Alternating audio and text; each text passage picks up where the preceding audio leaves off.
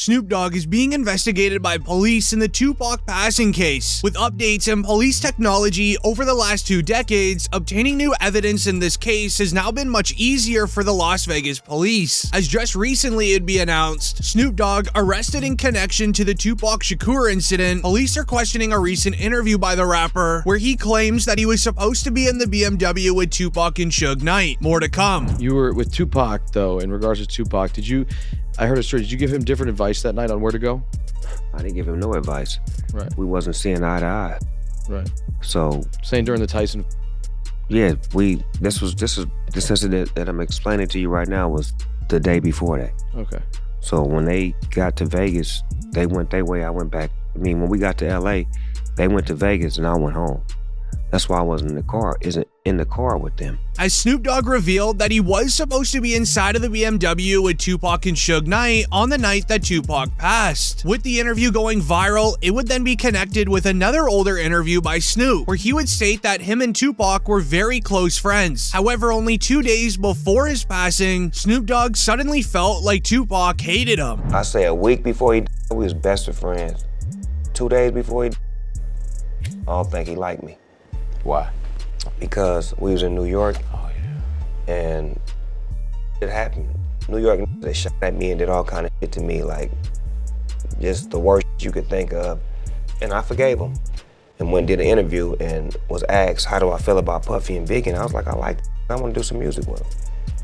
And I just rubbed Cuz the wrong way, like tried to me, out at you, and you talking about you want to do a song with them. I wasn't thinking about his emotions. I was thinking about the way I felt at the time. I wasn't into no controversy. I liked his music. They was our friends. We was all friends at one point. This video footage of all of us hanging out. Making the situation extremely suspicious. The new police force reinvestigating Tupac's case has now found multiple new theories, as one officer would reveal that Tupac was allegedly an industry plant with the job of stopping the beef between the red and blue street teams. What did you find most fascinating about the alternative history of Tupac? Well, it turns out when I talked to Tupac's longtime mentor, political mentor, former Black Panther Chokwe Lumumba, who was his first business manager, he's told me, I basically asked, well, was Tupac only pretending to be in order to appeal to gangs and politicize them? And he said yes. And that was part of his thug life agenda that he came up with his imprisoned stepfather, Mutulu Shakur. And so Tupac was just using that in order to get the and the leaders to call peace truces, first in Los Angeles, then throughout California, and then throughout the country. And that was why he was pretending to be this type. And really, he was just an intellectual prodigy. Then with the plan obviously not working, Tupac would suddenly pass. But here's where the story gets crazy. After investigating through the police files on the Tupac case, they have a side folder of evidence of Tupac still being alive. As in a 2010 interview with a rapper named Tretch, things got very weird. In 2010, Tretch was interviewed on the topic of Tupac before a concert. Tretch and Tupac were very close friends way back in the day, and they even worked on a few albums together. But here's where things get interesting. After Tretch's interview, the cameraman forgot to stop recording. He placed his camera onto the floor, and in the footage, you can hear the interviewer asking Tretch about Tupac, to which Tretch responds, "Last time I saw him, he was in Cuba." So if you ain't ready for it, get on the sidewalk. One last question.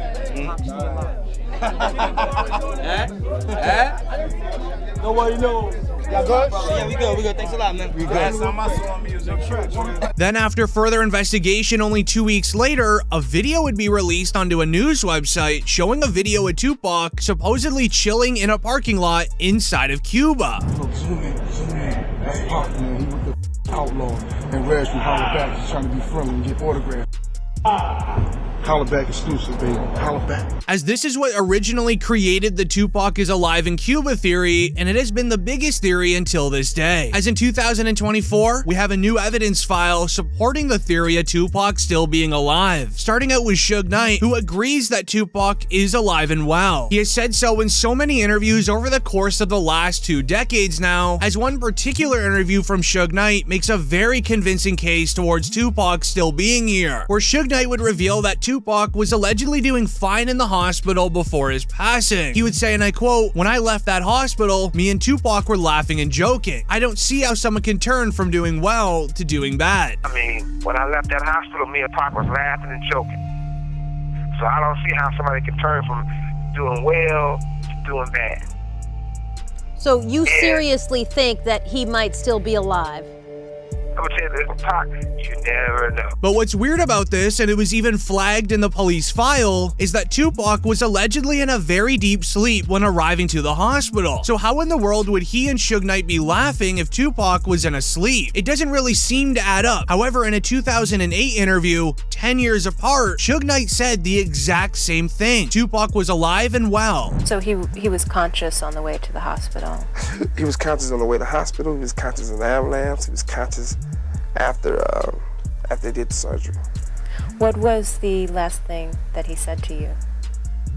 They love me. However, after this 2008 interview, Suge Knight leaking this information to the public, he almost lost his life at a nightclub when a man used a firearm in his direction 6 times. Suge Knight was hesitant to tell the police anything. He immediately knew that it was likely from him talking about Tupac in a public interview. But here's where the story continues to get crazy. Suge Knight's own son, Suge Jr., would make the exact same mistake. In 2018, Suge Jr. took it to Instagram stating that Tupac was alive and living in Malaysia. But right after he posted it, he would then post another photo to Instagram showing a text conversation where someone said, "You have said too much. It's now time for you to go." It would be this moment where Suge Jr. begins panicking, posting several photos of Tupac alongside modern day celebrities like 50 Cent and Beyonce, as he made it seem like someone was going after him for leaking all of this info, because on the photo with Tupac and Beyonce, he captioned it, "He never left us, but they'll be after me soon." While some believe that it's a publicity stunt for Suge Jr. to gain social media clout, others believe that it is factual, as Suge Jr. would be the one to know more about the case than anyone else in the world, considering who his father is. Inside of the police files, they would then have a comparable section, where you have to compare the evidence of him being alive to the new rewritten police report of his passing, because when you compare the two of them, something has got to be missing. The police in 2024 just arrested a man named Keefe D in connection to the crime. For 27 years, the family of Tupac Shakur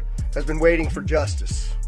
We are here today to announce the arrest of 60-year-old Dwayne Keith Davis, aka Keefe D, of Tupac Shakur. Davis was arrested this morning by my LVMPD criminal apprehension team, and this investigation started on the night of September 7th, 1996. It has taken countless hours, really decades, of work by the men and women of our section to get to where we are today. As on September 7th, 1996, Tupac was in Las Vegas with the head of his record label, Suge Knight. The two were off to the MGM Grand to watch a Mike Tyson match, as after it was over, they ended up spotting an op inside of the lobby of the hotel where an altercation would start to brew. Suge Knight and their entourage went to the Mike Tyson at the MGM Grand. Keefe D and his nephew, Orlando Lane Anderson, and 2 of their friends were also there. Keefe D told LAPD Detective Greg Kading more than a decade ago, in a proffer that couldn't be used against him, the shooting was retaliation after Tupac jumped Orlando and beat him up at the casino. Surveillance cameras recorded the fight. Tupac was angry that Lane had stolen his necklace years prior in Compton. Tupac, Suge Knight, and the entourage left the casino quickly. And security would end up breaking up the altercation between Tupac, Suge Knight, and the ops. Tupac and Suge would end up going back to their hotel to change their clothes before heading off to a club to go party it up for the night. At around 11 p.m., the two would hop into Tupac's BMW, where the two began driving over to the club, and things would end up going down right in the middle of the street when stopped at a red light. Knew about Tupac's concert at the Club 662. Members, including Orlando and Keefe D, jumped in their white Cadillac and started cruising the strip looking for the offender. Before long, they finally spotted Tupac's caravan. At the intersection of East Flamingo Boulevard and Koval Lane, the white Cadillac pulled alongside the black BMW with Suge on the driver and Tupac on the passenger seats. The back window of the Cadillac rolled twice in the chest, once in the arm, once in the thigh. With the aftermath of the incident being a mystery for over a decade, nobody knowing who's guilty of the crime or how many are involved, the police would investigate a concerning interview in 2024 by a man named Keefe D on DJ Vlad's show, where he would literally self-snitch during the interview, detailing the moments of finding Tupac and pulling up on him. And Bubble Up was the driver, and Baby Lane and Freaky were in the back seat. We was just all in the car together. Just say that. This was the white Cadillac. Yeah. So you guys are driving around, and then you hear these girls say, Tupac, Tupac. Got to the light. We was gonna go drink, and he happened to be hanging out the window. He was hanging out the window like he was in a parade. Tupac? Yeah, he was. So what happens next?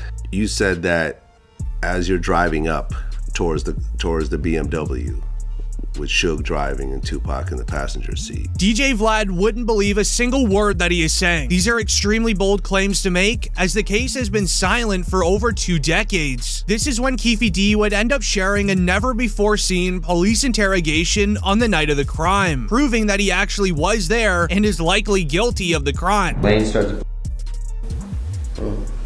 you say Suge looks over, he sees you? Yeah. He looks right at you? Yeah, he looked at me. Okay. When he looks over at you, and then, Tupac's busy getting evidently, the story is Tupac's trying to either get out of the back seat or something. Yeah, what do you see happening inside of their car?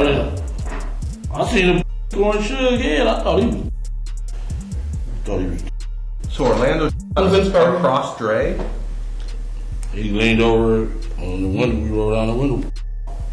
With him showing proof that he was there and a part of the crime, he would end up releasing more footage and detailing what really went down, as he would end up describing that he was inside of the car. He made eye contact with Suge Knight, and that Tupac was allegedly reaching for his firearm, which is what started the entire mess. You said that as you're driving up towards the BMW, with Suge driving and Tupac in the passenger seat, and you said that Tupac pulled out a... It looked like he was reaching, yeah. Yeah, it did. Okay. Yeah. Did you actually... No, once he got the reaching, I got the ducking. So someone from your car... That's what happened. ...started at Tupac and Suge. After further investigation, the police would then end up finding Keefe D's official reaction to the entire incident, showing his true emotions and if he regrets the entire thing. Yeah, I hate that happened, dog. I really do, man. Because it took a lot of people's lives, dude. I hate that happen. Probably to God. I feel they should, that was wrong, man. It was just purely wrong. You know what I'm saying? I wish it had never happened. You know what I'm saying? That's my opinion. It never happened, dude. You know what I'm saying? I lost my Colombian plug. You know what I'm saying? Been having the feds up for 15 years. Couldn't do nothing. Couldn't catch a break, bro. You know what I'm saying? And I did time behind.